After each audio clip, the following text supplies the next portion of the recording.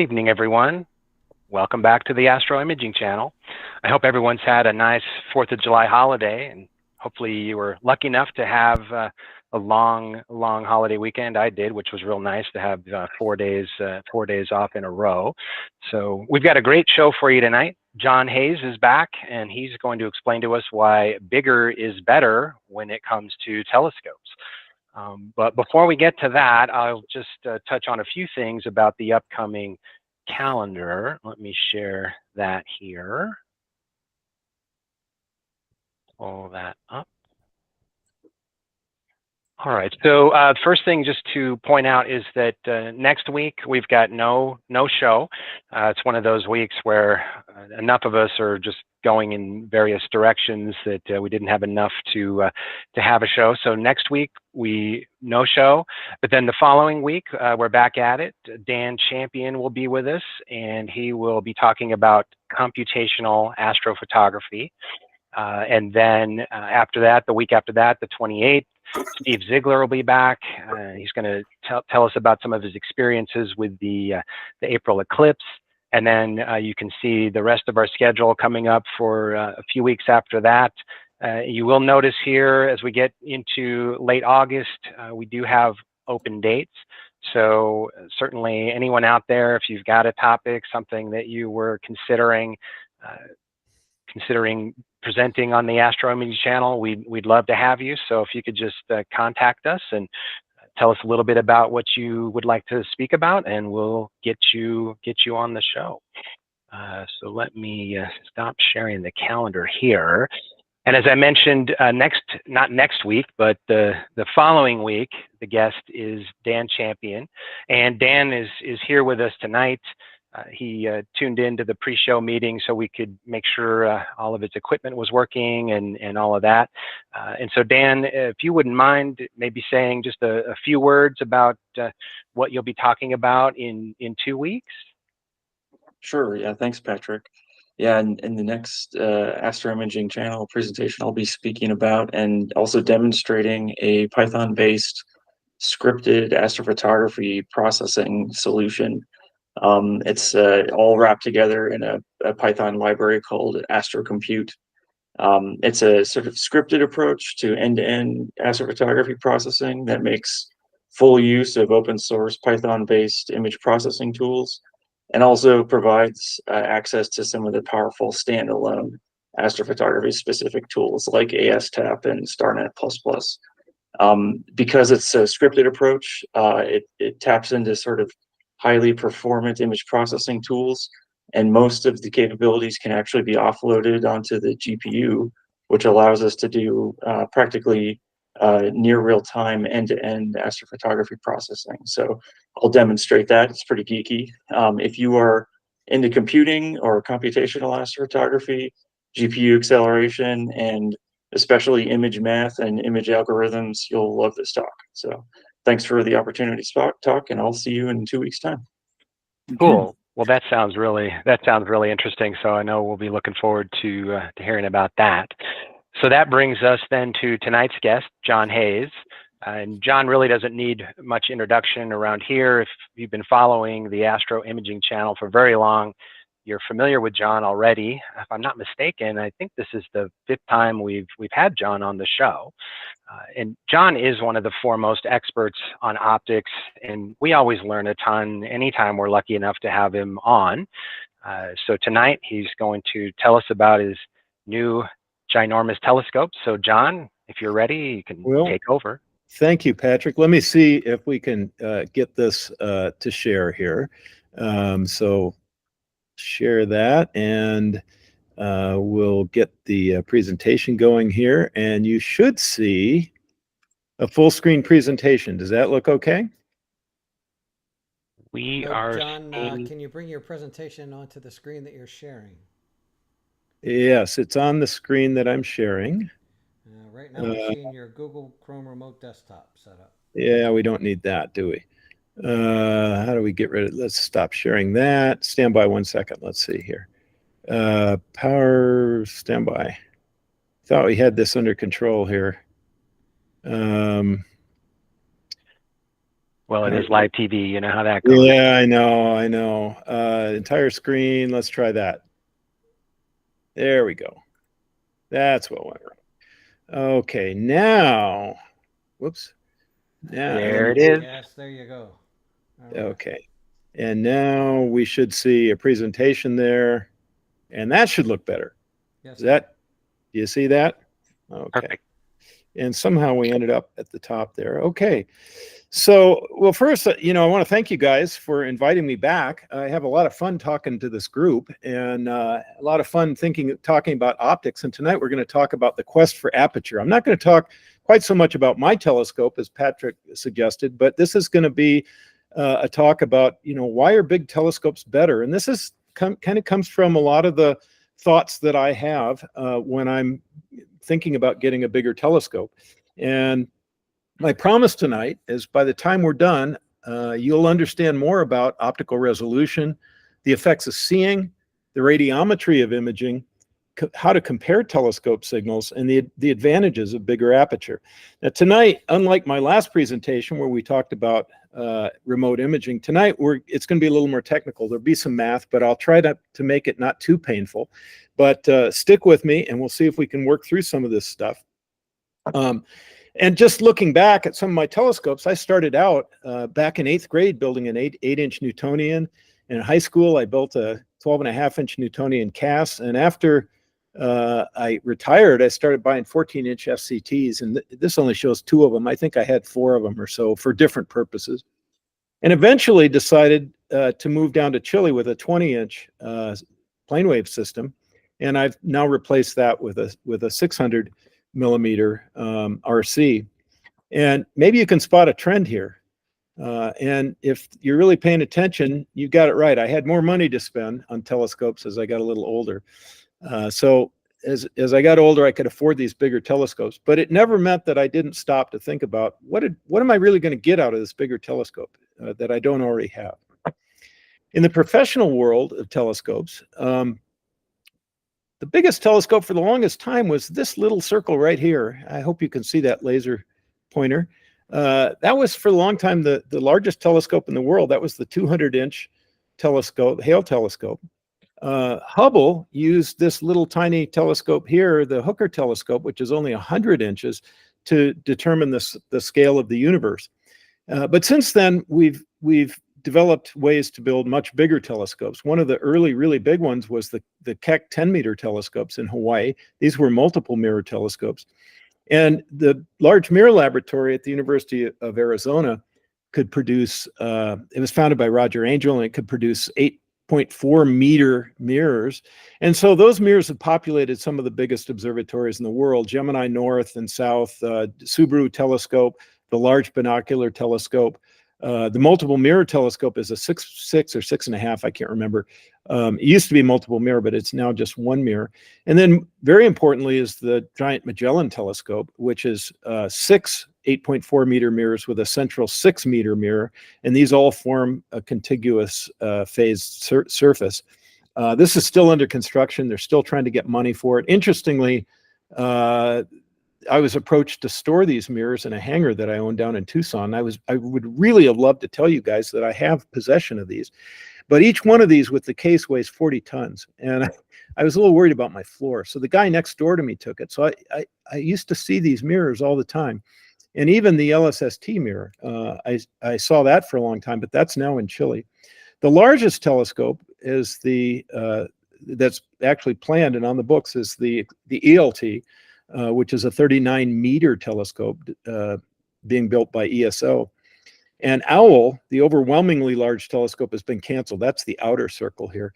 But all of these big telescopes, there's been a push among professionals to get bigger and bigger telescopes. And this is really, in a large part for a lot of these, it's aimed at trying to get enough light to do spectra on exoplanets to look for life. So that's ultimately the goal. And we'll see a little bit about how that works as we go through this. So 2 things we always want from telescope imaging are image resolution, and I kind of call that image quality. It's kind of interchangeable, and signal strength. And a telescope only has 3 first-order parameters that we can work with, but a lot comes from those numbers. And so tonight we're going to see what we can do with those numbers, and kind of go through the optics of telescopes and see what comes out of that. And one of the things, and I put this important note down here, is that this discussion is only going to consider passive, non-active optics imaging systems, because as amateurs, that's really all we get to deal with. So the first two numbers, as you guys know, it's the focal length and the diameter. And we can recast that as the focal ratio plus the diameter, or the focal ratio plus the focal length. And we'll see that this turns out to be a really useful way to kind of describe a telescope. And by telescope, I mean anything that takes a bundle of rays, parallel rays, and focuses it to a point. And it doesn't matter whether it's a multi-element Apo objective, or it's a Schmidt-Cassegrain, or a CDK, or an RC. That's what's sitting inside of this green box. And if you think back to first order optics, and I gave a talk on that a while back, if we send a parallel beam in and we intercept the outgoing beam, that forms what's called the principal plane. And then the focal length is just the distance between the focal point and the principal plane. And the largest possible ray that can go through here defines the aperture of the system. And here we're talking about just in air. If this were, if this were in water or something, the rules change, but telescopes that we work with are all in air, so we won't complicate it. The other useful third order parameter that you guys all know about is the field angle. And the field angle tells us over in the image plane how big the image is, how big of a sensor we need. And out in object space, it tells us the angle that we look at. So the correction, the optical correction of whatever's in this green box is what kind of ultimately limits the maximum field angle that we can use. We may use a smaller sensor to get a smaller field angle, but typically a telescope manufacturer will specify a maximum usable field angle, and that's determined by the third order design of the system. So let's first look at optical resolution, because that's one of the things we want out of a bigger telescope. And we're going to really simplify this just for a perfect unobscured circular aperture, and which kind of simplifies things. And I think you guys all know that diffraction theory is used to determine what the point spread function looks like in the focal plane of a circular aperture. And it turns out it's a first order Bessel function divided by the Bessel function argument. And you get this nice Airy pattern. The full width half max of the Airy pattern is 1.031 lambda f. I think I calculated that at half a micron. So roughly it's just lambda times f in the focal plane. And the distance between the zeros in the Airy pattern is just 2.44 lambda f in the focal plane, and it's 2.44 lambda over d in the sky. So that's what we're working with for the point spread function of the telescope. Now back in I guess it was kind of the mid to late 1800s, this guy Lord Rayleigh, who actually was a noble in England, his name was John Strutt, I believe. He was a physicist who impacted a lot of fields, thermodynamics and a lot of other ones, mathematics, and he touched optics as well and left his name all over optics. And so he had a nice idea that the resolution of the system could be defined by putting two Airy patterns together and putting the peak of one Airy pattern over the first zero of the second Airy pattern. And that was his definition, and that gives you a separation that's just the Airy disk radius, and that's 1.22 lambda over d. That's in the sky. And you've got about a 27% dip between these two peaks. So you do see a distinct separation between the two stars that are right at the Rayleigh criteria. Well, people came along and said, gee, that's not very good. Let's squeeze these closer together until we get a flat top peak. And that occurs at 0.952 lambda over d in radians out in the sky. And if you move these even closer together, you actually get a nice looking peak here. You can't tell there's two stars, but you do get kind of an oval looking star. In one case, it's really elongated. In the other case, it's kind of oval looking. And I thought I'd mention this because I see this all the time in my images. I'll get perfectly round stars all around one star that's kind of oblong, and that's generally because you've got a double star of near or equal brightness that are just too close together to resolve. So that's a common thing that we see in our images. And I thought I'd just say a quick word about Dawes limit.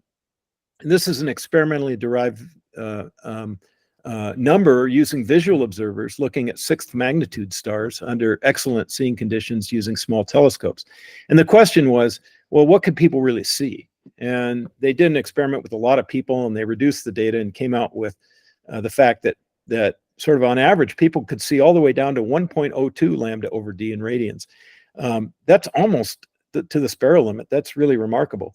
And it's a measure of kind of instantaneous visual resolution under the sky for a telescope. And it's not really very applicable to long exposure imaging systems, unless maybe you're talking about lucky imaging. But even then, it's still a little bit edgy to talk about Dawes limit. And I mention that because I see Dawes limit being thrown around a lot in ads as if this is really an official thing, and it's really just an experimentally derived number. And here we're going to just look at the theoretical resolution of some systems, and I know this is an eye chart. I hope you guys can see it well on your screen. Hey, John. Yeah. John, forgive the interruption. I'm sorry, but could you click that little box that says hide right there? You see where it says... Yeah, I didn't know if you guys could... There you go. Click that. There you go. Thank you. Okay, and that caused me to lose my... There you go. There we go. Okay. I'm sorry to interrupt you. Thank you. Yeah, no, I wasn't sure if you guys could see that. I could see it, and it was kind of annoying to me too. So this just shows, starting at 2 inches all the way up to 10 meters, the resolution of some different telescopes. And one of the reasons I've highlighted one of these, the 10-inch telescope, and the 10-inch is going to come up over and over again as we talk through this. And it turns out the 10-inch is a really nice number to remember because it has an area diameter of about 1 arc second, and it has a full width half max, or a resolution of about a half arc second. So it's a really easy number to carry around in your head if you want to be able to quickly and easily say, well, a 20-inch is about 1/2 of that. Now, again, it's a 1 over D relationship, but it turns out it's pretty close to a half of a arc second for a 20-inch and about a 1/4 arc second. It's not exact, but it's a good way to kind of remember where things stand. There are 2 telescopes that are special here. One is Hubble. It's a 2.4 meter mirror, and it achieves a Rayleigh resolution of like 60 milli-arc seconds. And so it's, in space, you actually get that kind of resolution out of it. If we go down to JWST, the other big telescope that I highlighted here, there are some other ones like Spitzer and things like that, but these are the 2 big famous ones. JWST has a 6.5 meter mirror, and it achieves, if it were operating at a 1/2 micron, which it doesn't, it would get down to kind of 20 milli-arc seconds in resolution. Now, it's a long wavelength in IR system, and we'll come back to that a little bit later. These larger systems, Gemini and Keck, get down into the 10 to 20 or even sub 10 milli-arc second resolution range, and they actually use them down in that region, but you have to use high authority active optics in order to do this, to compensate for the atmosphere.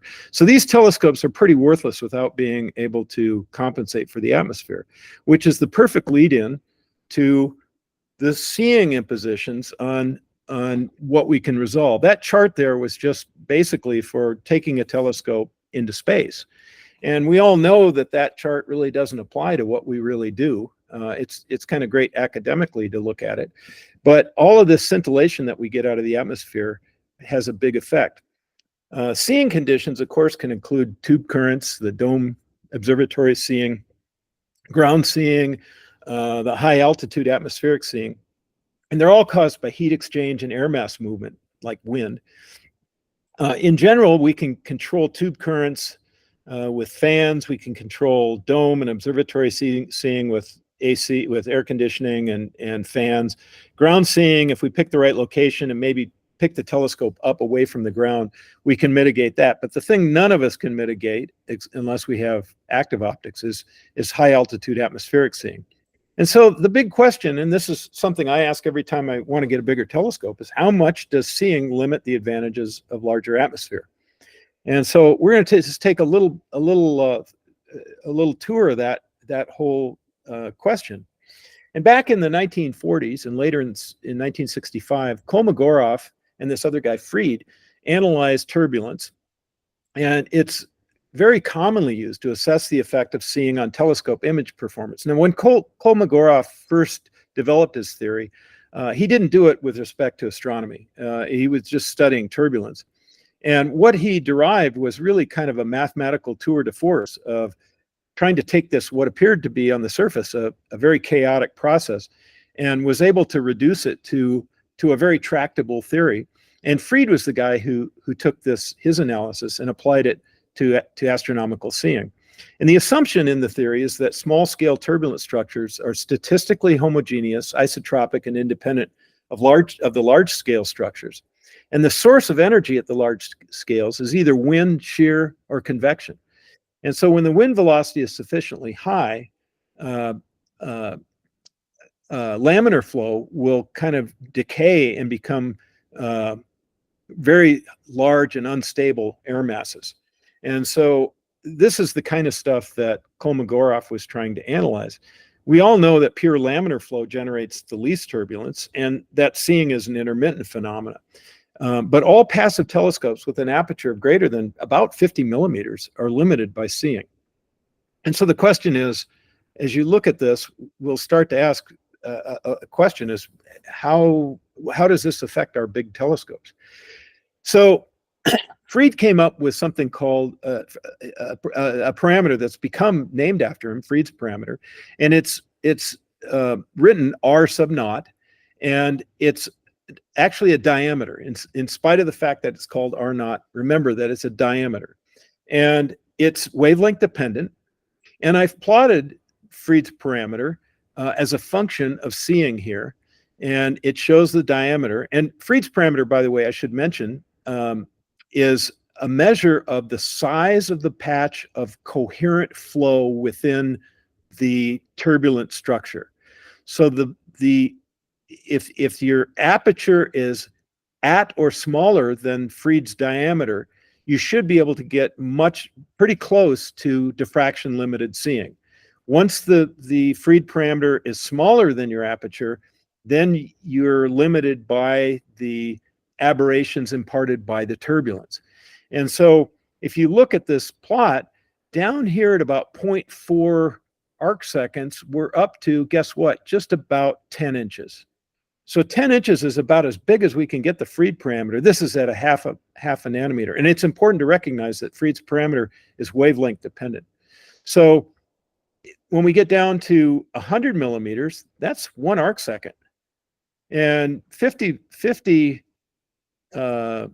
millimeters is out at about 2 arc seconds. So with this theory, under even the best possible skies, the very best we can do is about a 10-inch aperture before the atmosphere dominates over diffraction. And my 600 millimeter system should have a full width half max about 4.8 times larger than the diffraction limit at 0.8 arc seconds of seeing. And my best, which is about 0.83 arc seconds, my best subs I've ever gotten are about 0.88 full width half max in sub arc second seeing. So, it's close. So the big question is why do larger telescopes produce sharper images? When you go through Kolmogorov's theory and you go through what Fried has to say about it, you get pretty pessimistic. Why should I get a bigger telescope? It looks like we're limited to 10 inches. Well, this conundrum has not escaped astronomers, and there are a lot of papers written about this. And I picked out one here called The Atmospheric Image Blur with Finite Outer Scale or Partial Adaptive Correction. And a statement in that says, in an ideal large telescope with no aberrations, internal turbulence, and wind shake, the DIQ, which is the delivered image quality, is always lower than predicted by the standard theory, owing to finite turbulence outer scale. And what that really means is the Kolmogorov theory makes a number of simplifying assumptions that may not always apply under excellent seeing with predominantly laminar flow. The outer turbulence region, he assumes, extends to infinity. And using a finite distance can result in significant differences. And at the lower end, lower turbulence goes all the way down to ground level, and that's rarely the case. So there are more sophisticated theories that talk about turbulence and that you can apply to astronomical seeing. The von Karman theory is one, but these get complicated. There are a few of them, and that's not really my purpose tonight to go through that. I really just want to point out that if you go to the standard models of Kolmogorov and Fried theory, which you see everywhere, it's a kind of a pessimistic story. This is just some data taken from the VLT at Parnell using an 8-meter telescope, and at a half a micron wavelength, the theory, which is this upper dot dash line, shows that they should be measuring somewhere around 0.83 or 0.84, maybe a little bigger than that, arc second full width half max. But what they actually measured was down here, like 0.69 or so, 0.67 full width half max. So they're measuring better than what the theory says. This is also kind of a lesson in why you have to use active, high authority active optics to resolve very small objects. You'd never build an 8-meter telescope to get 0.67 full width half max images out of it. There's some advantages to the 8-meter telescope, and we'll talk about one of those, where we don't care so much about the resolution. But to look at exoplanets and things, we really have to use active optics. There's one other thing we can do that kind of helps this story along just a little bit better, and that is that we can estimate the atmospheric optical transfer function. Now, I've talked about this a little bit at some of my AIC talks, and I'm just going to kind of whiz through this just to give you an idea of how this works. And what we do is we start with an approximate long exposure blur disk diameter, PSF, with a Gaussian function. We just approximate that. And we know that's not quite right because we know that a long exposure blur disk looks more like a Moffat function. And I took a look at transforming a Moffat function to look at what it looks like. And it's close enough to a Gaussian that we're not going to worry about that too much. So we're just going to wave our hands and say the PSF looks of the atmosphere looks like a Gaussian function. And the Gaussian function here, I've just actually given you the math, is minus pi r over b squared, which is Jack Gaskell's way of defining this. And you have to be a little careful.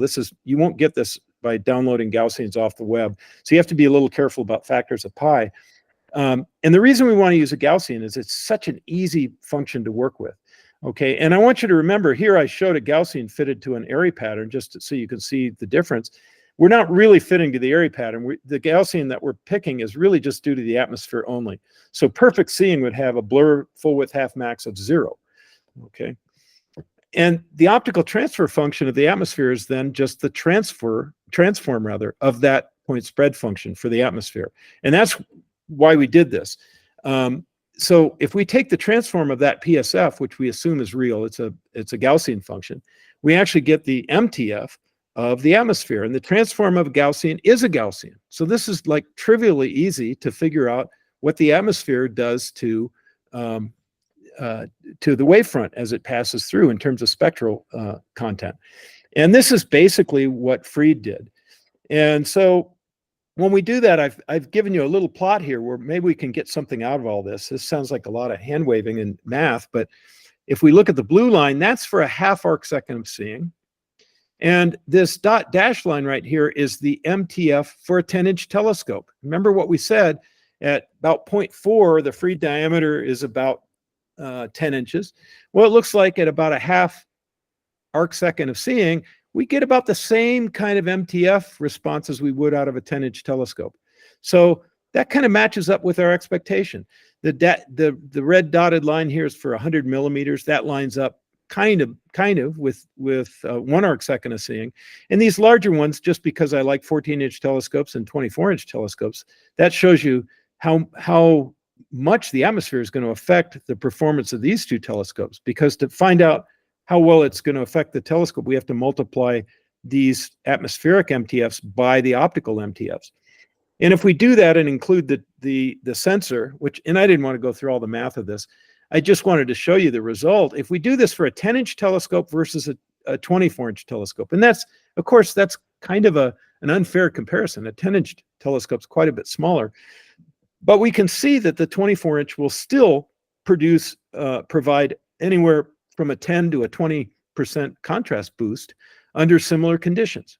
So I happen to have picked 0.7 arc seconds here as a realistic seeing level for the area where I image in Chile. And I know a lot of you guys don't image in places with seeing that good, but this is where we can really take advantage of the larger atmosphere, of the larger aperture. So we want to use good seeing.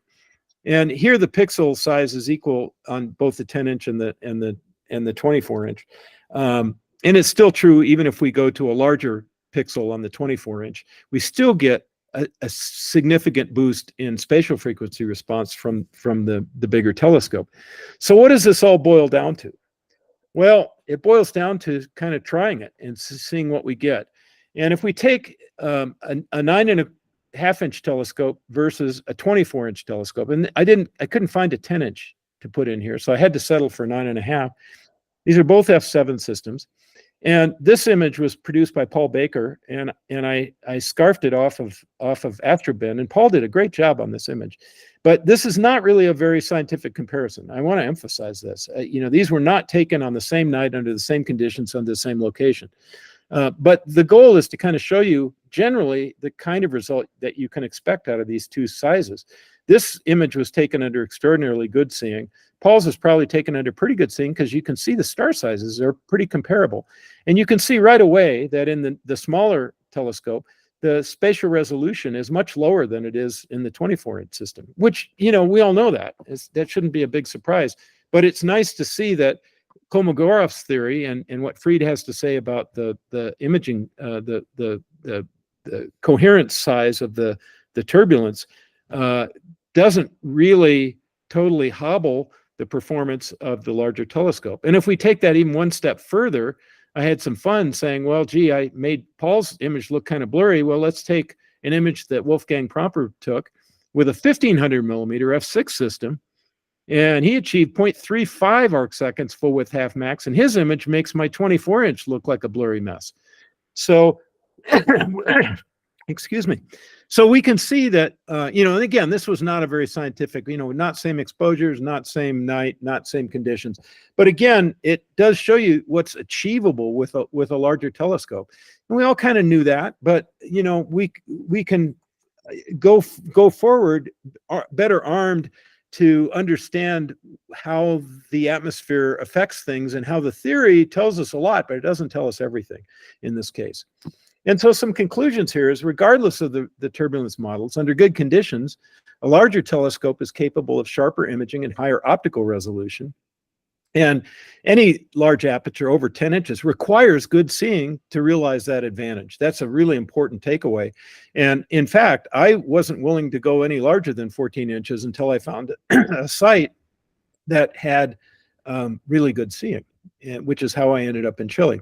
And one little thing about Fried's parameter that I think translates into what we all see in our images is that you'll typically see lower full width half max in the red filters than you will with the blue filters due to the wavelength dependence of the effects of turbulence on the wavefront.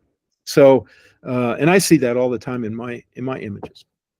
So that kind of puts to bed why we would want to, how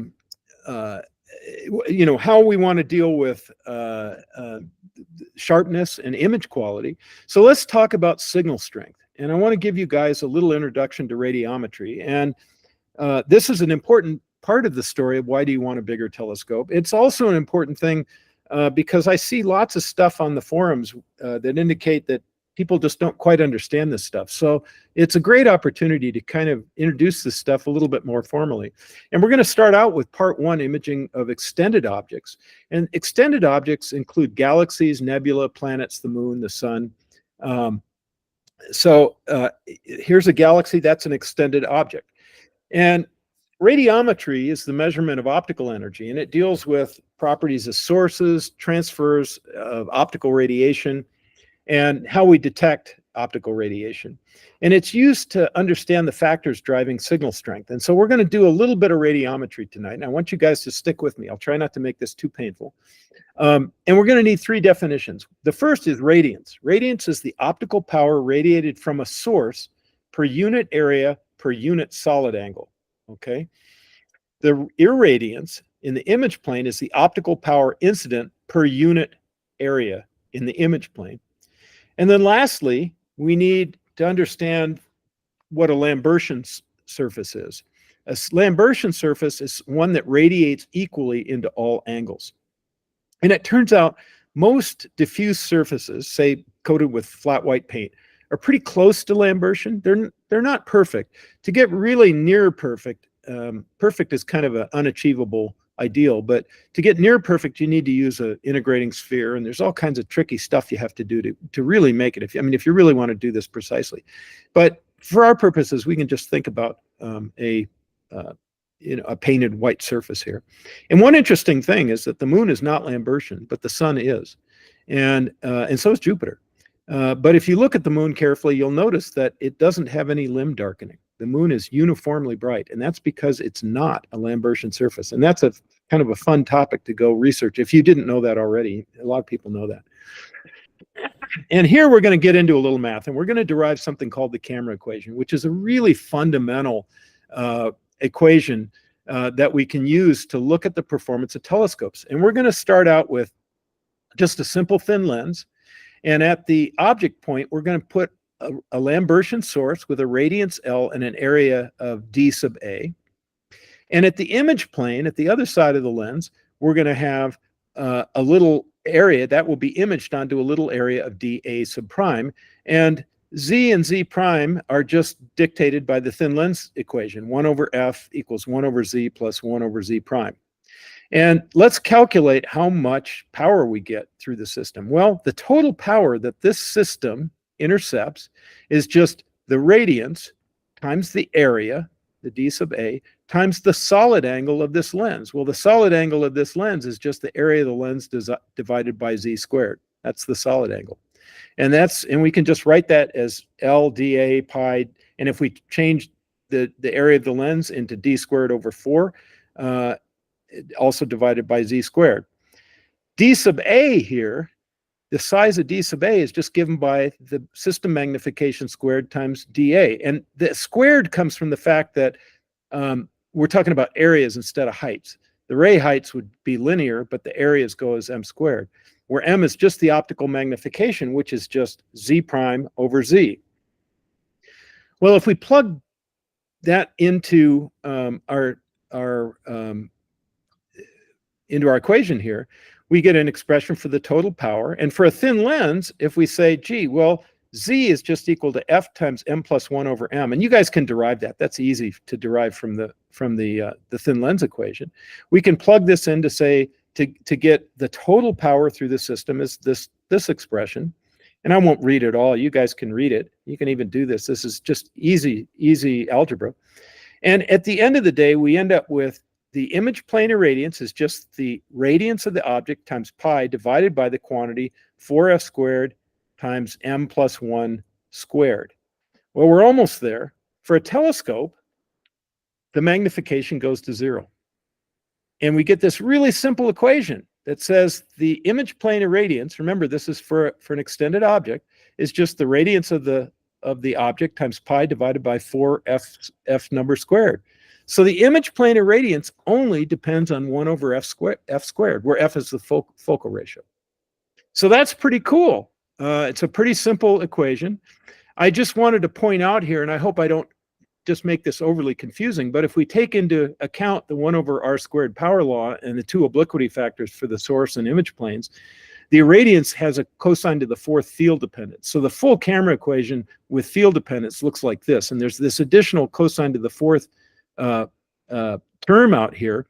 And that's what's called radiometric fall off. And it's one of the 3 reasons that we do flat correction. And I'm always amused by people who say, gee, we're now using CMOS cameras so we don't have to do any more image calibration. Well, this has nothing to do with the detector. So this is just inherent in the optical system that we use. And we all have it. And that's one of the reasons we calibrate. So let's consider a camera lens. And I want you to stick with me here because there's some really interesting things that come out of that little equation.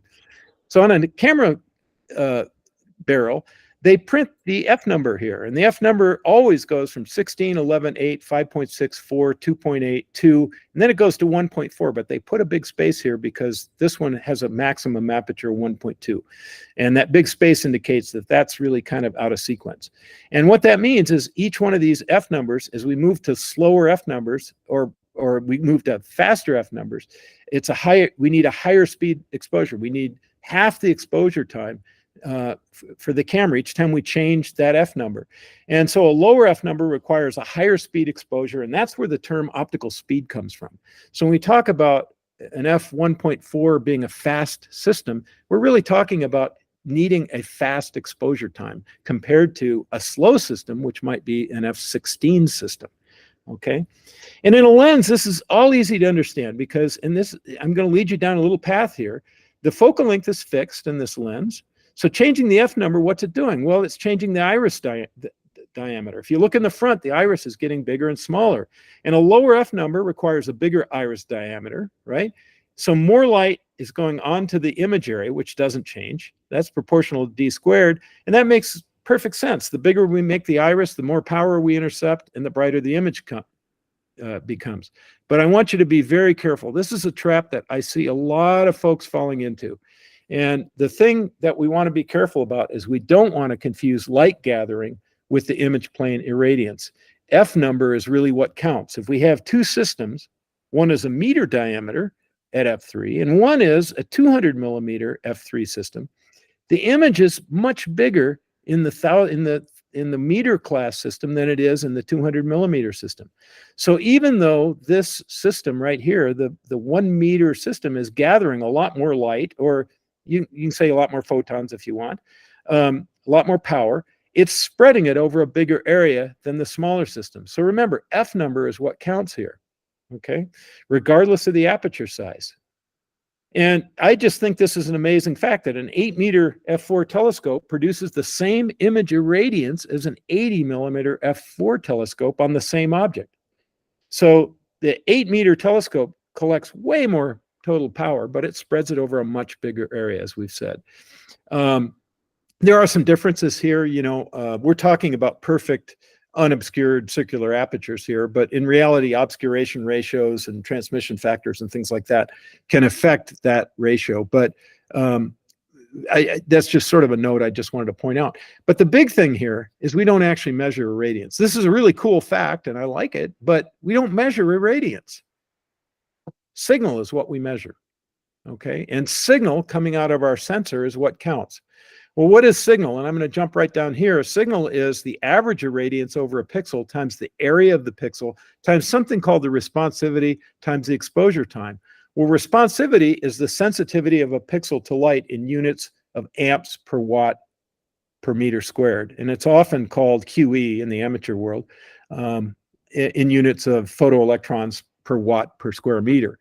And so I'll just point out again, sort of academically, that this is where spectral response comes from. And this is the equation that we deal with when we're dealing with spectral color calibration inside of PI.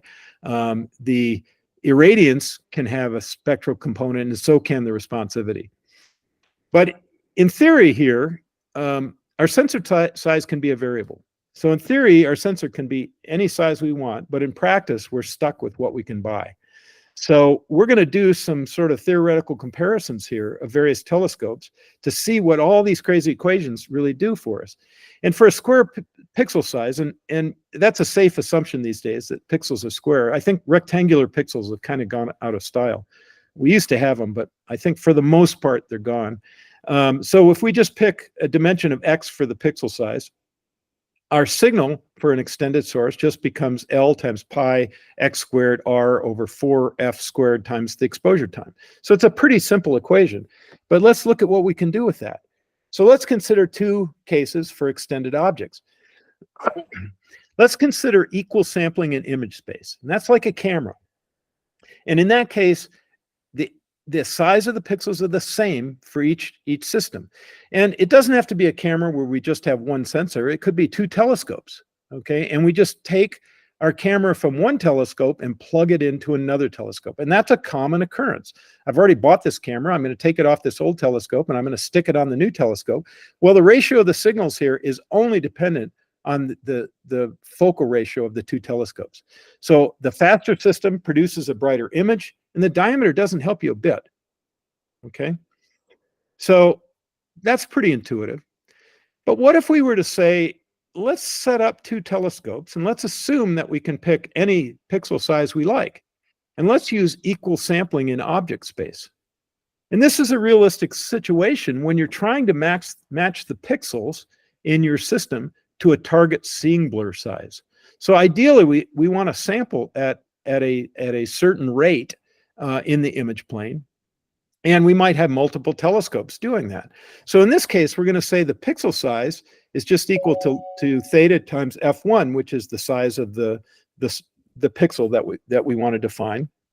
And that's just, if we reduce that to the diameter, that turns out to be theta times d times the focal ratio for each one of these. And if we plug these back into the camera equation, look at this. For two different systems that are sampling the same in object space, the ratio of the diameters is all that counts. So it doesn't matter whether we have a fast system or a slow system. All that matters is that the larger system will have a brighter image. But remember, this requires larger pixels in the larger system. So, you know, the pixels are not the same size here. But if we do that and we match them, we'll end up with a system where the diameter of the telescope makes a very big difference. And by the way, this is why sensors designed for large professional telescopes typically have such large pixels. If you go to the SPIE astronomy meeting or any of the meetings where the you know, like Spectral Instruments is showing their cameras for large professional telescopes, you know, they have 12, 15, 20 micron pixel sizes. Well, that's why, because they're trying, you know, 3.76 micron pixel on a 1.5 or 2 meter telescope doesn't really work very well. So that's what they're trying to do, is to match the pixel size to the seeing. We can take this one step further and we can say, what about space-based systems? This is kind of a fun one. Let's take the size of the pixels and let's make it some constant k times lambda f, where we're sampling, say, 2 or 3 or 4 pixels across the area disk. Well, if we do that, it turns out that we end up with a constant. The focal ratio drops out, the diameter drops out, and we end up with something that's only dependent on lambda squared.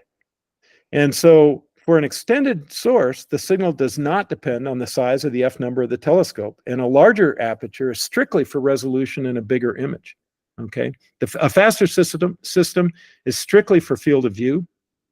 The signal does depend on the wavelength, so a longer wavelength system gets significantly more signal. And of course, this is going to apply to Hubble and other space-based systems. It doesn't make any sense when the atmosphere is screwing up your system. And years ago, on cloudy nights, I left this equation, or one very much like it, up on a forum post, and it became very popular, and I think it's been downloaded thousands of times. And I think a guy has even written a little script on a website to make this so you can plug in your own numbers. But I wanted to present this equation for doing your own comparisons. And one of the things I've done is I've written a little Excel spreadsheet that allows you to compare systems, and we'll talk about that at the end. But it does this equation for you very easily, and I'll give you guys that. And this takes into account the focal ratios, the central obscuration, the responsivity of the detectors, the throughput of the optical system, which has to do with how clean things are, the size of the pixels, and the exposure time. It does not take into account the wavelength, just generally because we're generally operating in the visible as amateurs, but you could add that in if you wanted to. So let's now jump to imaging stars, and let's just see roughly what that looks like. Well, stars image differently than extended objects, and that's because diffraction controls the size of the object that we get, or the image that we get rather than the first order lens equation. So what is a point? Well, a point is any object that's of sufficiently small subtense that it's below the resolution of the system. So it's indistinguishable from a point source. And we all know stars are enormous things, but they're so far away that we can't really image the disk, and they become points. If a galaxy is far enough away that it looks like just a point, that classifies, or that qualifies. So how do we deal with that? Well, the PSF of a system, and we talked about this a little bit, is just equal to this constant number out front times the Fourier transform of something called the complex pupil function. And that's a fancy name for something that's really simple. It's just the form factor of the aperture, like a circle or a hexagon or a donut, an annulus. And then we Fourier transform that and then square it. And then we've got to do some transforms of coordinates when we do that. And we end up with this thing down here. And I did this a number of years ago. And these are the factors you end up with. You end up with this factor out in front, which is some constant number times pi d over f divided by 4f. And that whole quantity squared. This sombrero thing, this is a sombrero function. This is that first order Bessel function divided by its argument squared that I talked about earlier. And it's just, the formal name is sombrero, and it's a lot easier than writing down the Bessel function. So we just call it a sombrero function. So this is just the Airy pattern, but the height of the Airy pattern is what we care about. And that's this little thing right here. That's what we care about. And so the irradiance for imaging stars depends on both the diameter and the focal ratio. That's different. Remember, that's different than when we image extended sources. So the peak signal from stars, if we plug in the size of the sensor like we did before, becomes this expression right here.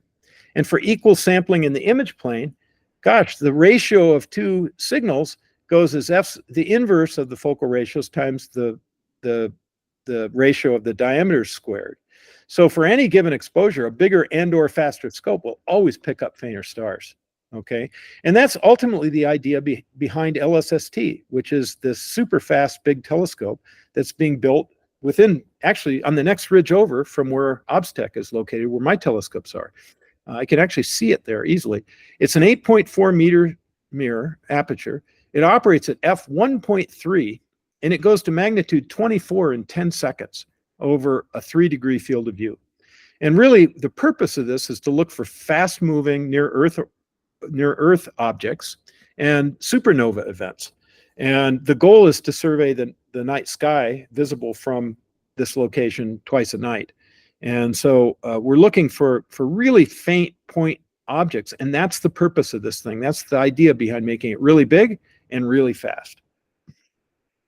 Clearly, if we double the aperture size, and I kind of picked a 14-inch f7 and a 24-inch f7, we record 4 times the signal. Okay, which gets us 1.5 magnitude fainter, and that's using the same pixel sizes. So remember, with the same camera, just going from one to the other, we get the same signal for extended objects, but we get 4 times the signal for stars. Doubling the aperture and half the focal ratio, if we go from a 10-inch f6 to a 20-inch f3, we pick up 8 times the signal. So again, with the same pixel size. So that's the whole idea behind the Delta Rho telescopes. And again, as I did for the extended source, I give you the full equation here. And again, I'm going to make available this little spreadsheet that'll do this for you. But there it is. And if you can freeze frame this and copy it down and program it yourself if you like. And so let's do the same thing we did with the extended source, and let's compare 2 scopes with equal sampling in the sky. And we just do the exact same thing with the equation that we get for stars. And holy smokes, look at this. We get the ratio of the signals turns out to be the ratio of the diameters to the 4th power. So doubling the aperture size with the same responsivity, but keeping the same sampling in object space gains 3 magnitudes with the same exposure time. Okay, now I have to point this out before somebody crawls up my backside about this. This isn't perfectly accurate because, we're talking about a Moffat function. The atmosphere screws this up just a little bit, but it's pretty close. And notice that the F number doesn't matter here. It doesn't matter whether we're at f.3 or if we're at f11. This works really well. Just remember, the faster scope requires a much smaller pixel. And that's kind of the equalizing factor here. And we're assuming that we can pick any pixel we want, okay? But again, we should be kind of matching the sampling to the seeing. In the diffraction limited case, if we do the same calculation, it turns out that the signal depends only on the aperture squared.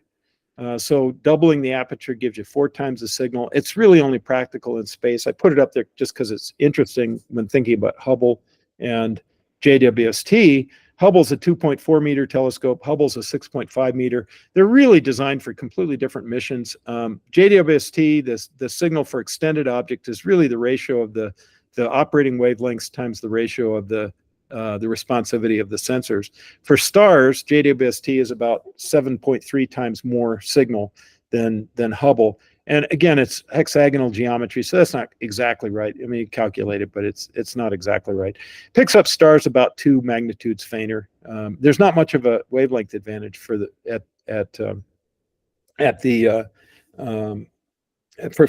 stars. How about telescope arrays? I thought this was kind of an interesting question. We end up with, I picked up a picture of the Dragonfly imaging array, and this sits out in New Mexico. And there's 2 of these. 2 of them have 24 telescopes, basically, kind of all bolted to a mount. Each one of these has its own filter. It has its own camera. It has its own lens, its own focusing system. These are 24 individual telescopes, all pointed exactly at the same place with ultra-high transmission lenses. And in looking at this, they claim this is the equivalent of a 1 meter diameter refractor with a focal ratio of f.4. And I saw that and I thought, really? So I said, well, okay, well, let's try that. Let's take a look at the radiometry. So we take our equation for an extended source. And by the way, that's what they're looking at with Dragonfly. They're looking for large extended sources. And the real magic happens because with one exposure of the Dragonfly, you get 48 times the exposure with the 1 meter telescope. And if you work through all the numbers here, it turns out that the ratio of the signal for those 2 telescopes is about 0.98. It's almost 1. So that's true. Those arrays work about like a 1 meter f.4 telescope. The image scale is about the same too. Problem is, it's really high complexity. It's not cheap. All those individual things. I'm not sure you're saving a lot of money, but it has a massive redundancy advantage. That's one advantage.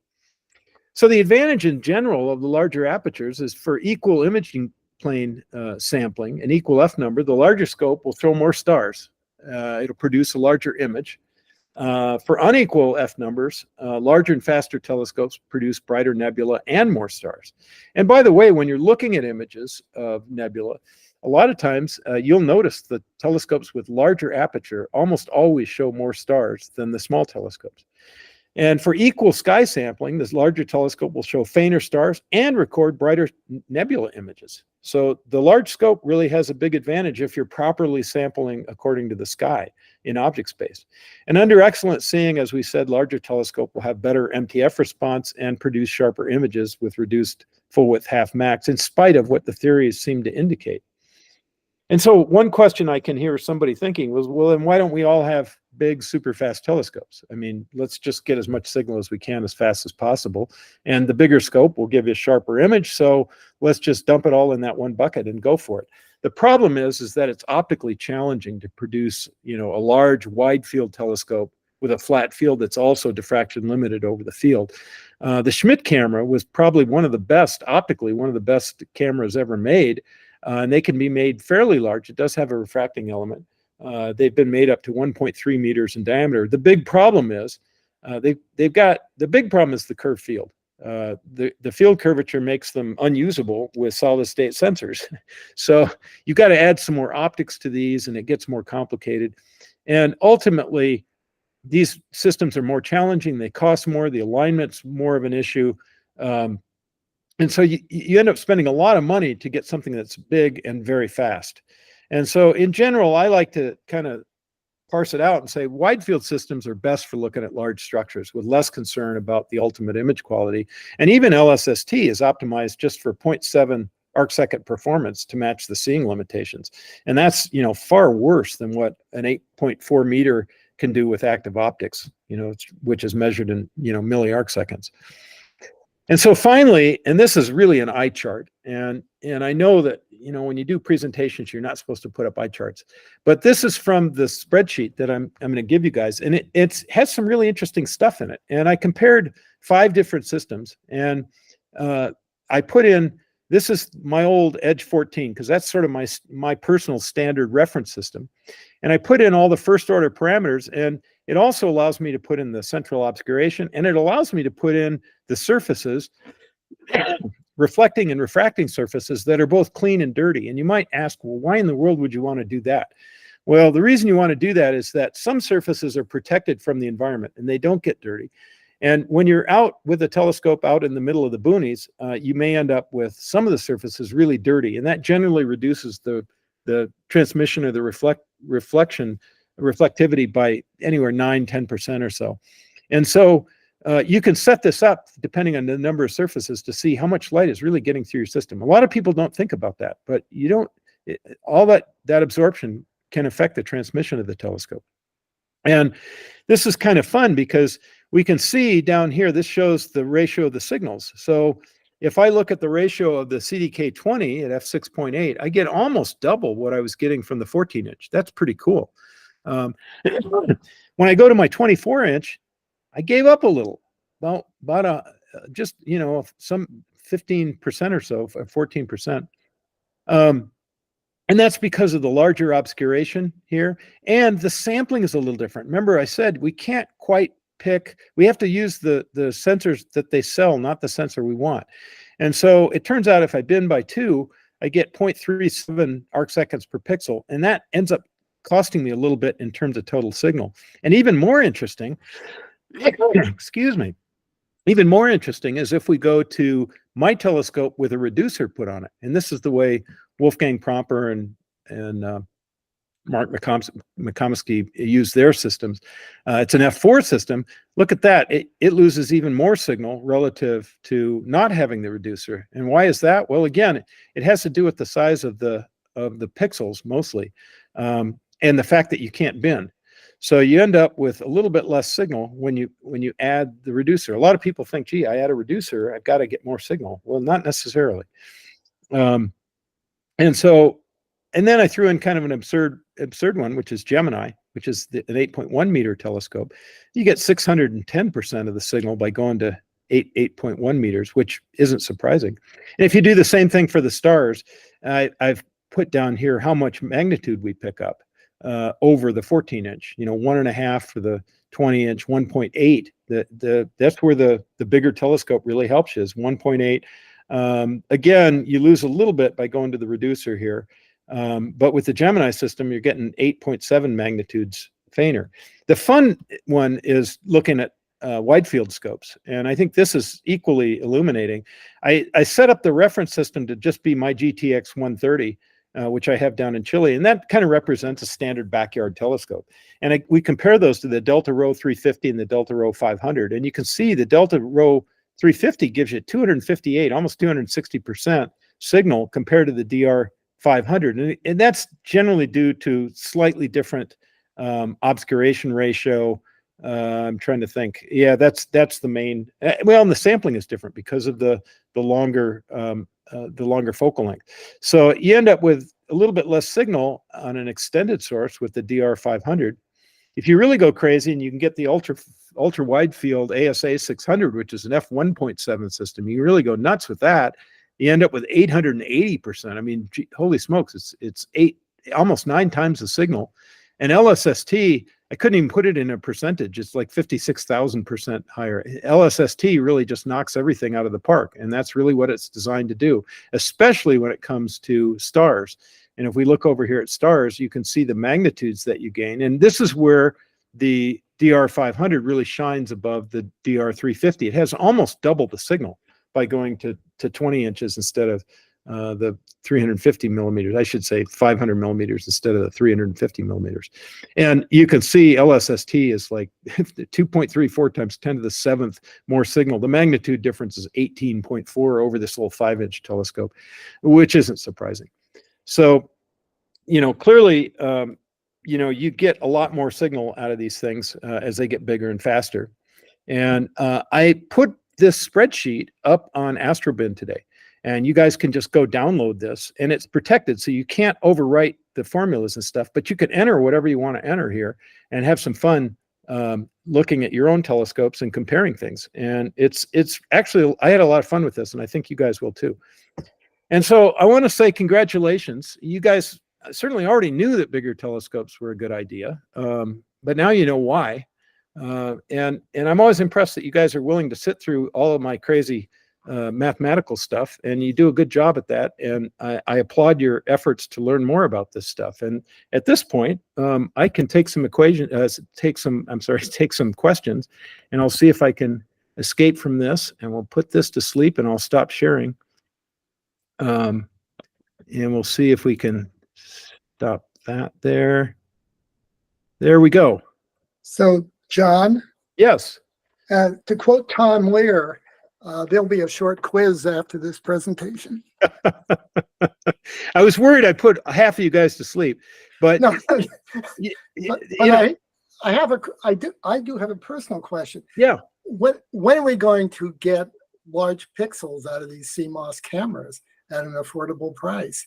I mean, it seems obvious that 3.76 pixel is too small for these big scopes. Well, there are some, if you look at the specifications for the Sony sensors, there is one with a 5.4 micron pixel size. Problem is that, the guys at ZWO and whoever, Moravian, they don't pick up on those sensors and put them into their cameras. I think their feeling is, well, just bin it if you don't like the small size.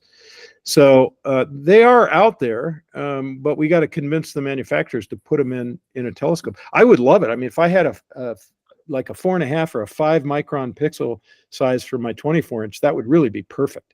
Or a 9 for the 20 for the f7.8.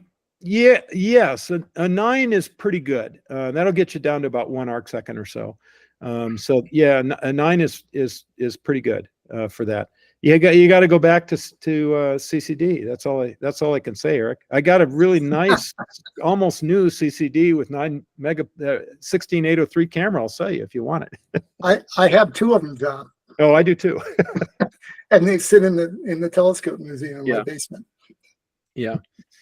Well, we've had this conversation a few times amongst ourselves about binning and whatnot, and like Eric with his 20-inch, and so the 3.76 micron pixels just sort of seems to be the way. I mean, that's kind of what we have now, and that's really what's mostly available. So, and looking at your charts there, the binning seems to make a lot of sense. Is there sort of a tipping point where it makes sense to bin those sensors? Yeah. So first, and I didn't get a lot into binning here, but the first thing I do want to say is I have noticed that BXT does a better job on unbinned data than it does on binned data. And I don't know if that may be just related to the way that the neural net was trained in terms of the resolution of the underlying data. But that is one reason that I typically just put up with the lower signal and go with the full 3.76 micron data. I end up getting a sharper image, which is really what I'm after. Okay. So, I'm throwing away the advantage of Aperture when I do that. If you download my little spreadsheet and put in binning 1, you'll see, I'm barely doing as well as, I'm probably not doing as well as the 14-inch. It's terrible. So that's one consideration. When you bin, you also have to be a little careful about how you do it, whether you do it on the camera or you do it in post-processing. There's some issues there, and that's a long discussion if we get into that. But generally, I prefer to bin only in processing rather than on the camera for a bunch of reasons. That's a little bit controversial. Some people just don't buy that argument at all. But either way, it's not going to hurt you to bin in post processing. The only limitation is just a bandwidth limitation, where you've got to download these big images over a network. Sure. John, just in case everyone didn't catch that, you're referring to Blur Exterminator. Yeah, that's right. BXD. Yeah, that's exactly right. Thank you, Eric. Yeah, and it'd be really interesting to see if, with Blur Exterminator, it sort of kind of changed the game in a lot of ways as far as what's possible from various optics. I wonder if you could figure out sort of what the equivalent improvement of seeing is that you can get out of the software. I don't know if you could. Well, you can measure figure that out, but yeah, you can measure. I mean, I've done that. I mean, I sharpen the image and then I run it through full width half max eccentricity, and of course, it's no longer a Moffat function. You've got to use a Moffat. Well, you can use a Moffat, but it's got to be a high order Moffat, like 6 or something. But it'll tell you what the full width half max is, and I typically will start with kind of one arc second or so, and I can get it down to like 0.8 to 0.6 in the final data. So it's a definite improvement, and we have to get Russ to talk about why the higher sampling rate seems to really help Blur Exterminator produce a sharper image. But that's what I'm after. I want a sharper image out of these bigger telescopes. That's my big thing. So I'm willing to sacrifice a little bit on the signal to try and get a sharper image. We just have to be careful for Blur Exterminator that in these large structures, we don't start generating structures that really don't exist in real life. And Russ will tell you that he's actually done that. Oh, I think it's, yeah. The Veil Nebula. Yeah. So neural nets are, the freedom from artifacts is largely dependent on how well they're trained, and there are cases where it could generate artifacts, but in general it does a really good job. And I've done some comparisons between Hubble and my images, and the number of artifacts that you can find is really low. I mean, it seems to be pretty good fidelity. Did I miss any questions? I think people were just taking notes and trying to. I think I lost everybody on the first equation, probably. There's an equation, or there's a discussion going on about what sensors are available out there and things like that. But there's no questions, I think, directed to John. Looks like there is. David's got a question. Can optical interferometry be used in place of a larger aperture to increase resolution? Yes, that's a really good question. Yes.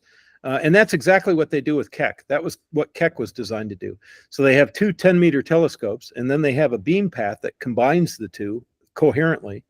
And you can produce higher resolution by doing that. And in fact, the LBT telescope on Mount Graham, which is two 8.4-meter mirrors that are separated by, I forget, it's quite a distance. Right now, or at least when I visited, they were two separate 8.4-meter telescopes pointed in the same direction. They're working really hard to connect those interferometrically to make that act like a super aperture to get better resolution. And of course, with that system, you'll only get better resolution in one direction. But for a lot of scientific purposes, that's perfectly adequate. So yeah, you can do that. It turns out to be something that's really hard to do. You've got to hold all the dimensions to within small fractions of a wavelength, and mechanically it's a tough thing. So as amateurs, I mean, we could probably do it, but it would be a pretty major engineering feat to like hook up to 24-inch telescopes and combine the beams and all that stuff. It requires special design. It would just be, as amateurs, it's just too hard to do. But for these big systems, it makes sense, particularly when they're actively corrected. So, John, hear much about using active optics in our scopes. Have they kind of gone by the way, or? Well, so there was a thing called AO for a long time, and I think Right. SBIG sold it, and I can't remember who else, but there were one or two of them around, and they worked with a plane parallel plate in the system, and it could tilt, and it would translate the image a little bit. And the whole idea was to cancel out image tilt. And image tilt is the single largest component of seeing. Defocus is the second largest, and then it kind of works down the Seidel aberration, or I'm sorry, the Zernike aberrations into higher orders. But if you can remove the tilt, in principle, you can go a long ways toward solving the problem. The problem with those systems all boiled down to the amount of light. It was the amount of light you have. In order to really effectively combat the atmospheric turbulence, you need a very high bandwidth. And in order to have a high bandwidth, you need to measure very fast. And that required a very bright source. So if you put your scope with this AO system on a bright object and you had something you wanted to look at next to it, that worked like gangbusters. You could measure, in milliseconds and do the correction in milliseconds, and you could correct for the atmosphere. The problem is when you want to look at some faint galaxy and you want to try and pull out as much detail as you possibly can, a lot of times there's just not enough signal to measure very fast. So in that case, those systems only work when the atmosphere is hardly moving at all. So if it's really, really good seeing and you hook up a AO system and you have a moderately bright star, you might get something that's better. I know Martin Pugh loves his AO system. He thinks it's just the most perfect thing. But I'm still out on that, whether that really works as well as he thinks it does. But Martin knows what he's doing, so it may work better than I think. But it's technically a hard problem to solve, just mainly because there's no source. And by the way, excuse me. By the way, on these big large systems, that was the problem on these big large systems too. They didn't have a signal, so they've solved that problem using sodium lasers. So they shoot a laser up to where they're looking, and they created their own guide star. There's a sodium layer that's, 20 kilometers or 80 kilometers. I don't remember how high it is. It's in the atmosphere, and they excite that narrow sodium band, and they can produce an effective point source wherever they're looking. And so the active optics, the high authority active optics for those systems are looking at a very bright guide star. So they can correct, on the order of milliseconds, and they can do it with very high authority, change the shape of all those mirrors on that giant 39 millimeter or meter telescope to create a really good wavefront. The problem is it has to have a very, very small field. So those big telescopes with AO really, you don't get a big wide field that's corrected. You get maybe a few arc seconds that are really good. And outside of that, it's not so good. So it's really good for looking at exoplanets. And those big telescopes, again, they're aimed at getting light onto a spectrometer for an exoplanet to look for chlorophyll and to look for life on exoplanets. That's the whole reason, and I should emphasize that, for these really ultra big telescopes is it's all radiometry and image sharpness. If you can't see the exoplanet, it doesn't count.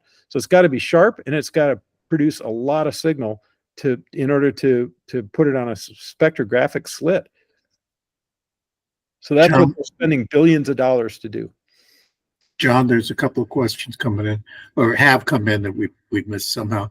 John at Astra wants to know which parts of the USA, from your experience, are the most suitable for larger apertures due to seeing? Which parts of the US should we be in? Yeah, so that's a really good question. Unfortunately, I haven't done a full survey of all of the sites. I know SRO has some very good seeing. Southern New Mexico occasionally has some very, very good seeing as well. I thought the seeing at DSW was occasionally good, but the weather was so variable and the seeing was so fleeting.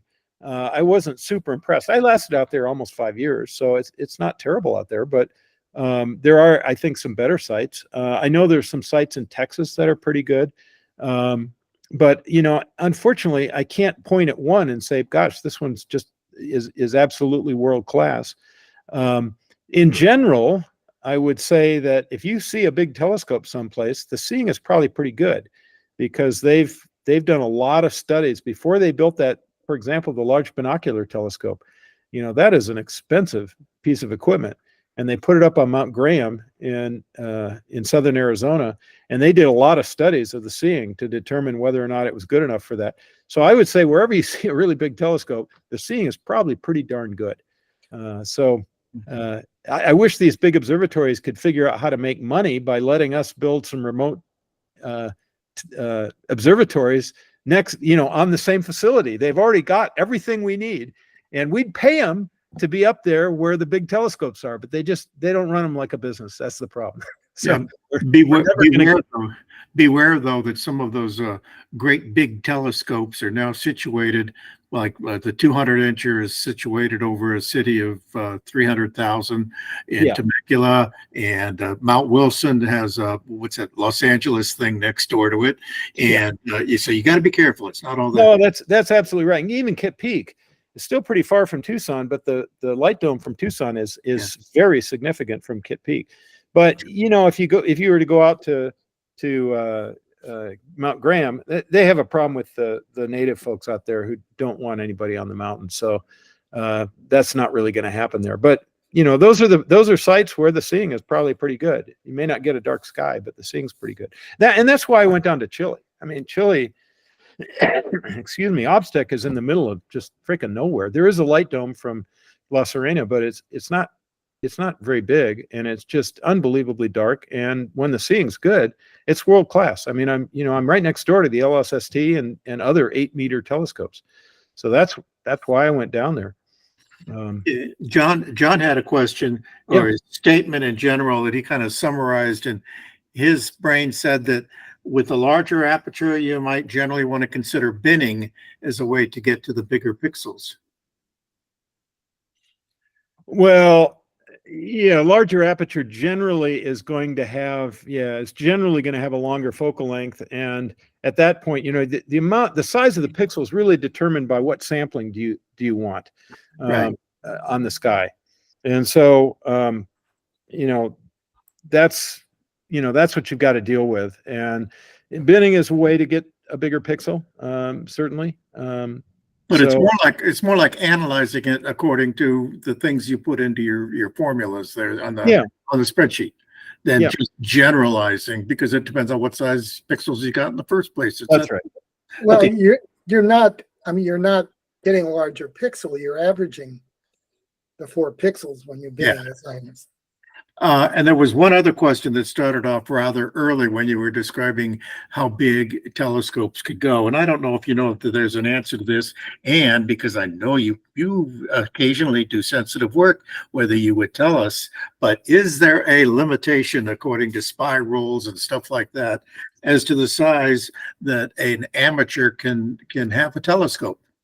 No, there's no limitation. I mean, if you can afford it, you can have an 8-meter telescope yourself. But when I pointed to all those big telescopes on that chart that comes from the internet, some guy put that together. It's a really nice chart.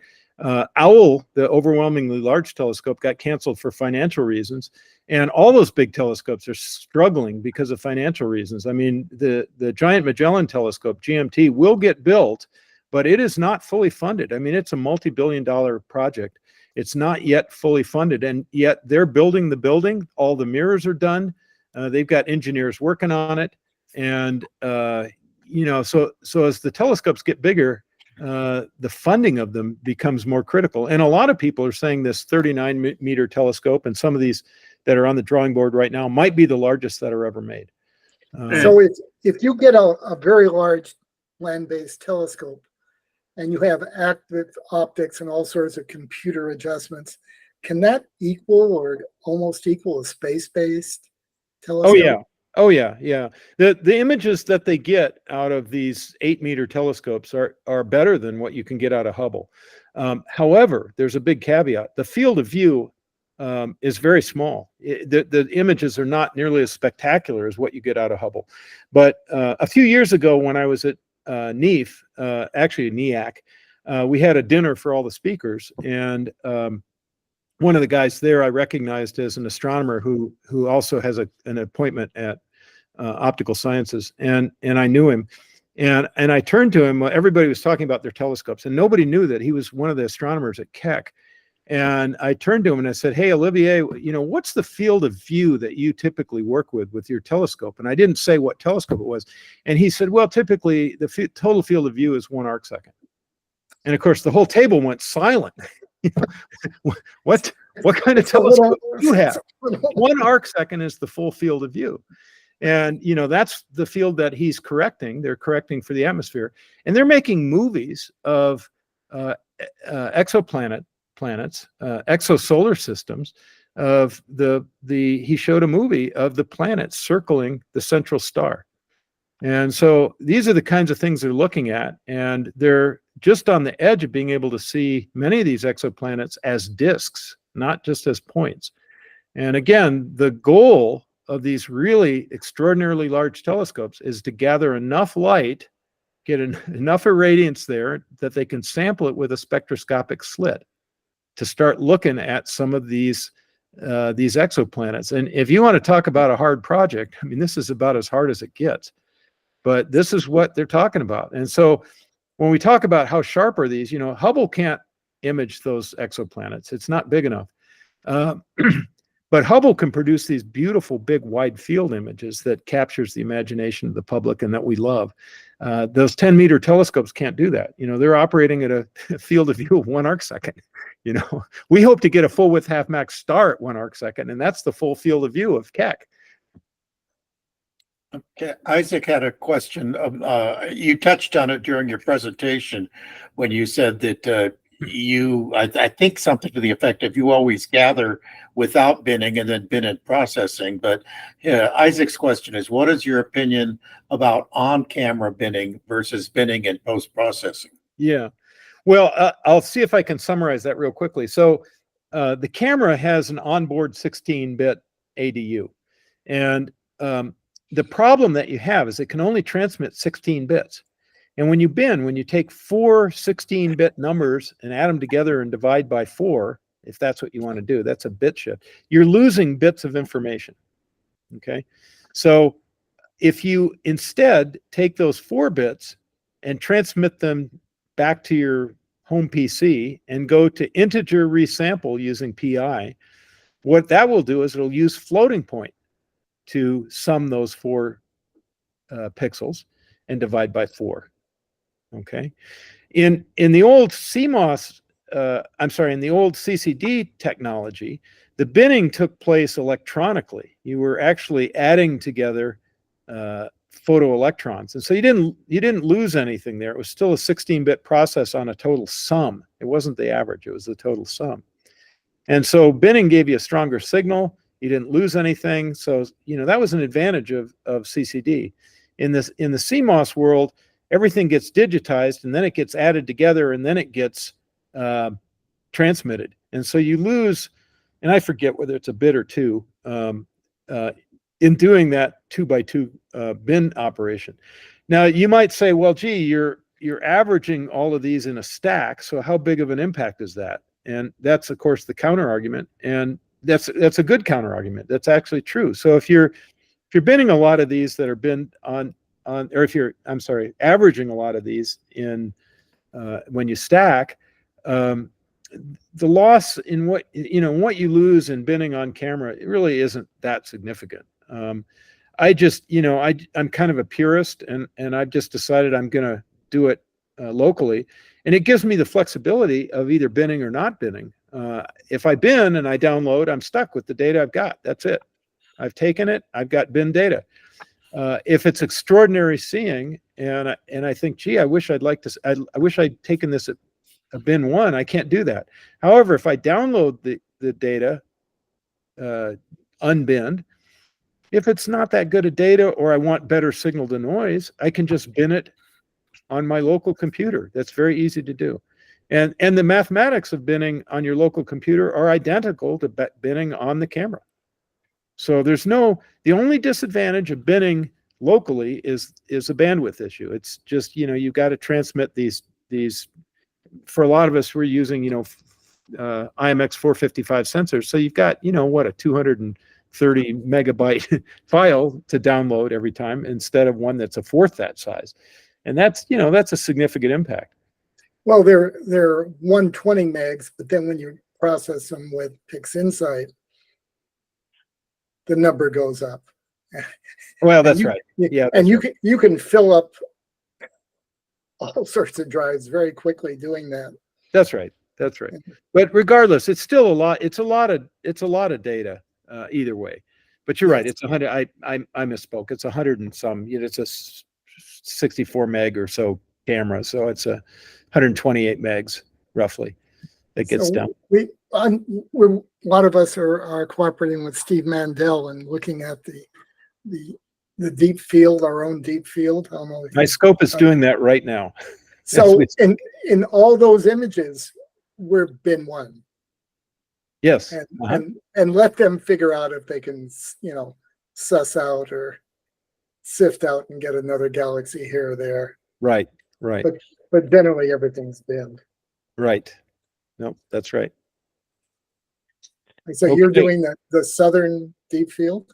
Yeah, I'm working on the southern deep field right now. It's just come up, and it's a day after new moon, so it's a perfect time to get as much data as I can on it. So it's about I can only run about half the night because it comes up kind of late. So it's gathering data right now.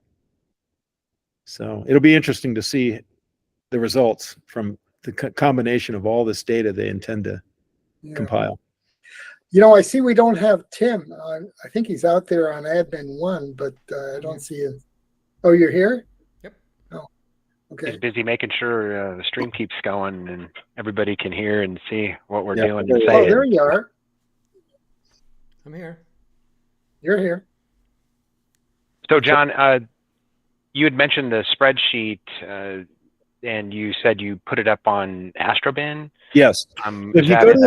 If you go to the forums on Astrobin, and I posted a little thing called, I think it's Astro-Imaging Channel 77/24, the quest for Aperture, and in that I did an attachment of the little spreadsheet. So if you just go to the forums on Astrobin and look for that topic, it's in the, I think it's in the other topic area. So is that file just attached to that post, or is it something like download you'll see from it. Dropbox or something? No, it's just attached to the post. So it'll stay there then going forward? I hope so. It should stay there. I tested it. It downloaded fine for me. If you guys try and download it and you can't get it, just post on the forum. I'll kind of try to monitor that forum. Let me know if there's a problem. I can put it on Dropbox or Google Drive or something if people want it there. It's not a very big file. And again, I mean, I think you guys will have fun kind of comparing your systems to different other telescopes. And if you want to get a bigger telescope, you can put in all those numbers and you can see what it'll do. So it's kind of a fun little thing to play with. Yeah, I'm thinking if we take the spreadsheet and run all the calculations, and then each of us show it to our wives, I wonder what the reaction's going to be. Oh, I know what the reaction's going to be. What? Yeah, I can tell you how my wife would react. Well, it's good because now we have objective data to explain why we need that bigger telescope. That's right. So we'll just say, can't argue with that. John says we need a bigger telescope. I can tell you that Judy always listens to objective data. Well, yeah, that's the best kind of argument in those settings, right? So, yes. Well, it looks like we got all the questions. Good. So, John, this has really been fascinating, and you did a nice job of presenting this complex material, including equations, in a way that was simple enough even for a liberal arts guy like me to follow along. So, nice I promise I won't always give you guys equations, but yes, you will, John. Well, you there might will. be a few, but no, I'll try. The last one I didn't give a single equation last time, but the equations were a big part of this, mainly, and I was reinforced in that mainly because of a conversation I had online on the Astrobin forums with a bunch of guys who did not understand this whole concept of extended source imaging, and we went round and round and round for days until I showed him the derivation and the equations, and the entire conversation went flatlined. As That soon was as the I end of said, that. here it is.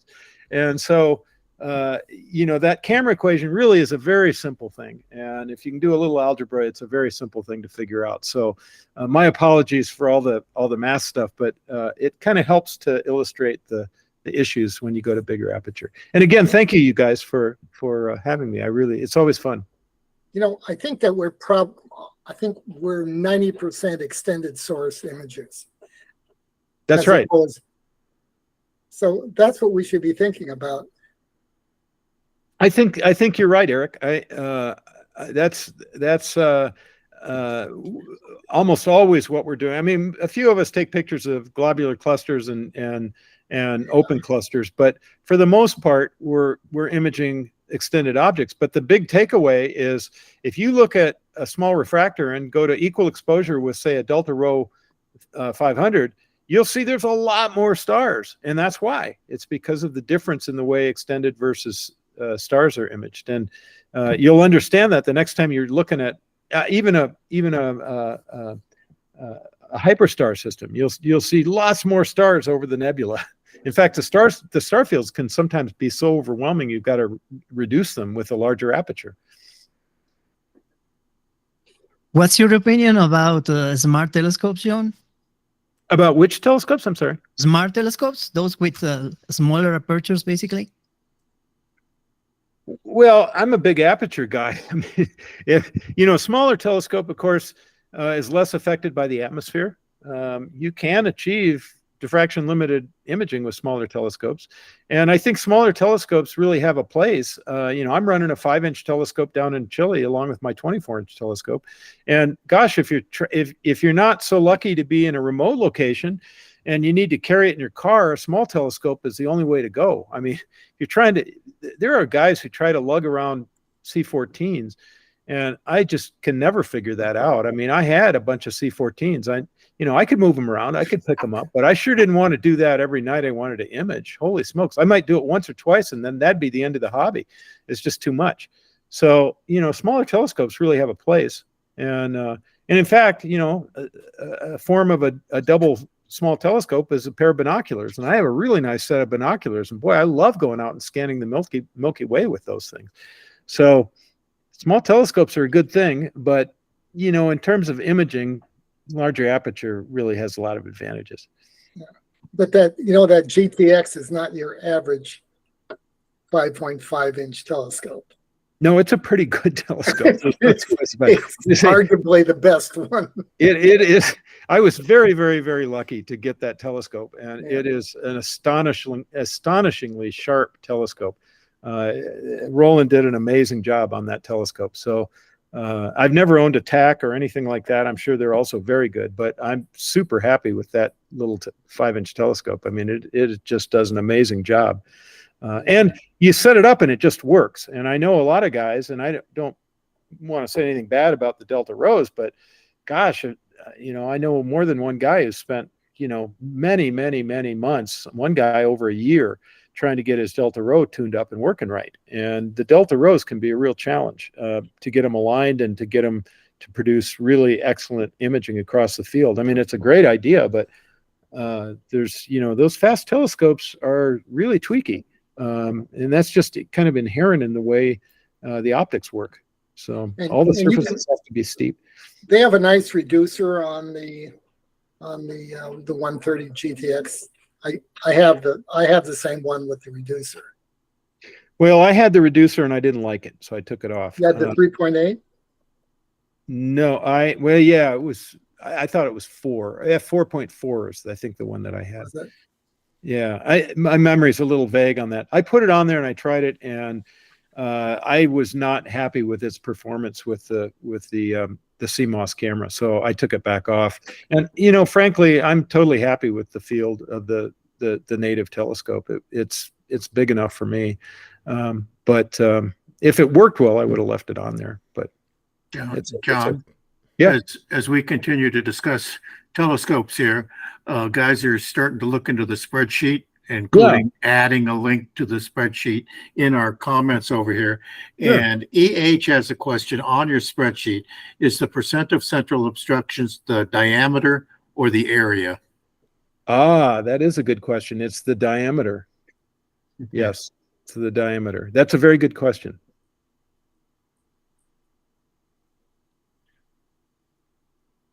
That's all the questions that are up there. Yeah.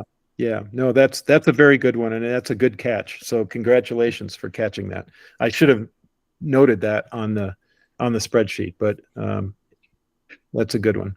So the only people who will know how to work are the people who watch this show. That's right. It's a secret you can only learn by watching Well, the Astro Imaging channel. Yeah, all the way to central the end. observation is generally by the diameter. I mean, that's a general convention. That's why I didn't even think about saying anything about it. But yeah, so. Well, the longer we stay here, the more questions. AP wants to know, just wondering, how much does guiding accuracy become a limiting factor? Tracking and guiding accuracy. Yeah, well, yeah, no, that's a fair question. I mean, if you're trying to use a larger telescope to get really small full width half max, you got to have better guiding. There's no two ways about it. So, you know, that 1.5 meter telescope that Wolfgang used, that's got to have very, very precise guiding to achieve 0.35 arc seconds of full width half max. The guiding's got to be probably 5 to 10 times better than that. So yeah, you need really good guiding. And my 24-inch, I mean, when the seeing is good, you know, I see really remarkable numbers coming out. I mean, I'm down around 0.12, like an eighth of an arc second or so, guiding accuracy. When the seeing's good. When the seeing's bad, it goes up to, you know, big numbers. Patrick? All right. Well, Okay. we're getting a number of comments just thanking you for the presentation and compliments on the talks. So, and we always love having you, John. So, Well, I love doing it. I'll do it anytime. It's a lot of fun talking with you guys. I love talking astronomy and airplanes. Those are my two babies. So if you guys want to talk about any of those things, I'm totally happy to do it. So again, and thank you for the invitation. We stay on if you'd like to stay on, or if you have to leave, you're certainly welcome to stay No, on. I can stay on for a few more minutes. My son is calling me like crazy. I need to go check on him. He lives in a different town, but I've got a few minutes before I need to get back to him. all right. Well, we'll wrap this up here. So just reminder everyone, no episode next week, but we will be back in 2 weeks. And Tim, you can take us out. Great. Good night. Thanks again, Good John. night, everybody.